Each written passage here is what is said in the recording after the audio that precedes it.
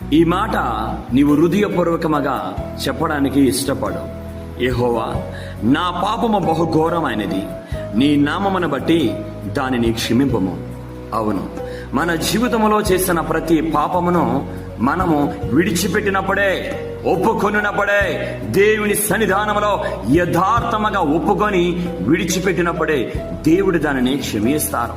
నువ్వు విడిచిపెట్టకుండా నీ జీవితాంతము కూడా ప్రభువా కృప చూపు, కనికరించు, సహాయం చేయంటే నీకును దేవునికి అడ్డుబండలుగా నువ్వు చేసిన పాపమే ఉంటుంది. కాబట్టి ఈరోజు ఈ సమయంలో ఆ వ్యతిరేకమైన నడవడిక, వ్యతిరేకమైన జీవితం, దేవుడు అంగీకరించినది, దేవుడు వద్దన్నది, దానిని ఈరోజు వదిలేయి, విడిచిపెట్టి, దానిని తీసివేసి దేవునితో సమాధానపడు. దేవుని సన్నిధానములో ఆయన సహాయం కోరుకో, దేవుని సహాయం అడుగు. ఆయన నిన్ను కడిగి శుద్ధి చేసి పరిశుద్ధపరిచి పరిశుద్ధమైన హృదయము, పరిశుద్ధమైన జీవితమనిచ్చి నీ బ్రతుకును మహిమగా మార్చడానికి ఇష్టపడుతున్నారు. ఈ మాటని విని ఇకనైనా ప్రార్థన చేయి.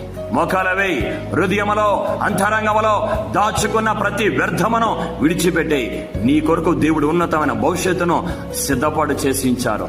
ఆ ఉన్నతమైన భవిష్యత్తులోనికి వెళ్ళాలంటే, ఆ ఉన్నతమైన దీవెన నీకు కావాలంటే ఇప్పుడే దేవునితో సమాధానపడు, నూతనమైన జీవితాన్ని ఆరంభించు. God bless you.